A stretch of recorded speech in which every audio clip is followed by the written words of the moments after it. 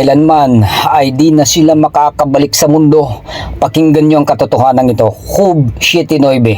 Tulad ng ulap na napapadpad at naglalaho, kapag namatay ang tao, di na sila makakabalik sa mundo. Job 7:10, siya'y hindi na babalik pa sa kanyang bahay, ni malalaman pa man niya ang kanyang dako. Sa makatuwid, wala na pong katuturan ang inyong pagbisita sa mga puntod ng mga minamahal na nangamatay na. Wala na ring saysay ang pamatbat sa mga hired souls prayers na di umano mapupunta pa daw sa langit ang kaluluwa na nasa impyerno sa pamamagitan ng pagdadalangin sa mga kaluluwa ng patay. Una-una, sinasayang mo lang ang pera na ibabayad sa kanila. Gaano man kahaba at paulit-ulit ang pagdalangin nila, hindi po sila pakikinggan ng Diyos. Pakinggan po ninyo.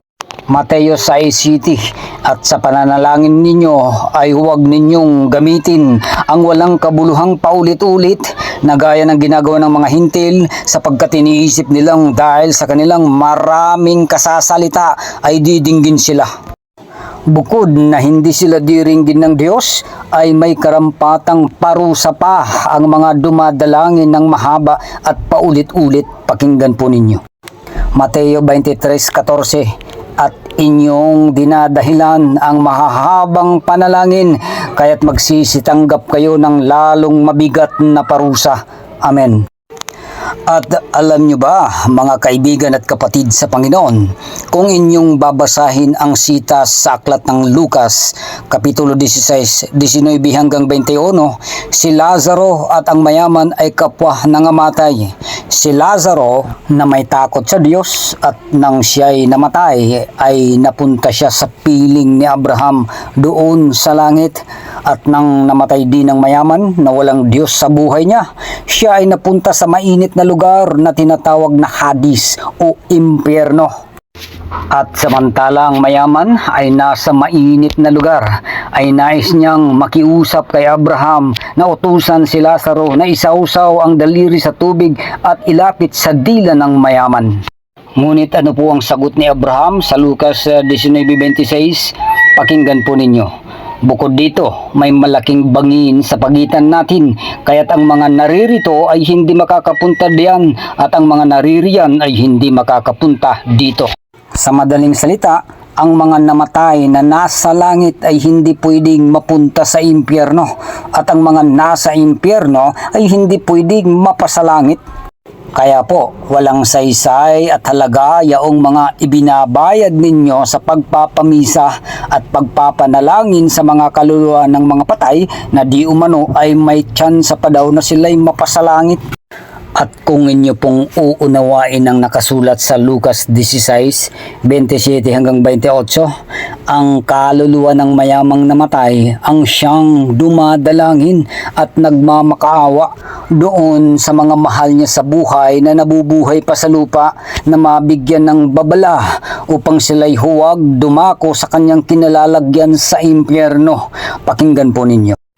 Lucas 16:27 hanggang 28, at sinabi niya, ipinamamanhik ko nga sa iyo, Ama, na suguin mo siya sa bahay ng aking ama, sapagkat ako'y may 5 kapatid na lalaki, upang sa kanila'y patotohanan niya, baka pati sila'y mga parito sa dakong ito ng pagdurusa. Sa makatuwid, mga kaibigan, ang katotohanan na nakasulat sa Biblia, ang kaluluwa ng mga patay na nangasa impyerno ang siyang dumadalangin sa mga nabubuhay pa dito sa lupa upang babalaan na sila ay huwag dumako sa lugar ng pagdurusa na siyang tinatawag na impyerno ayon sa nasusulat. Ngunit sinagot ang mayaman ni Abraham, Luke 16:29-31. Ngunit sinabi sa kanya ni Abraham, nasa kanilang mga sinulat ni Moises at ng mga propeta, iyon ang kanilang sundin. Sumagot ang mayaman, hindi po sapat ang mga iyon. Ngunit kung magpapakita sa kanilang isang patay na muling nabuhay, magsisisi sila't tatalikuran ng kanilang mga kasalanan. Sinabi naman sa kanya ni Abraham, kung ayaw nilang sundin ang mga sinulat ni Moises at ng mga propeta, hindi rin nila paniniwalaan kahit ang isang patay na muling nabuhay.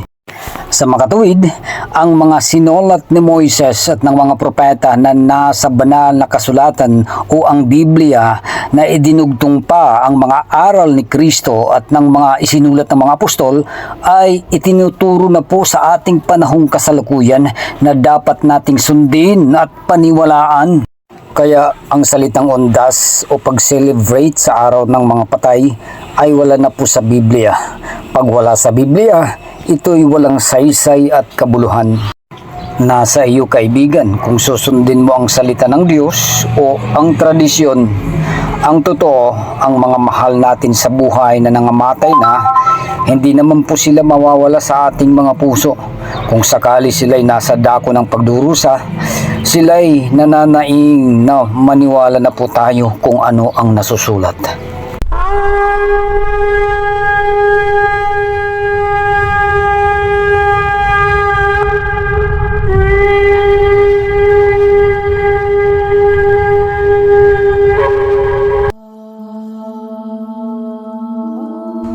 Copyright disclaimer. All information of this channel is not forced upon anyone. Credits to the owners of all media used here.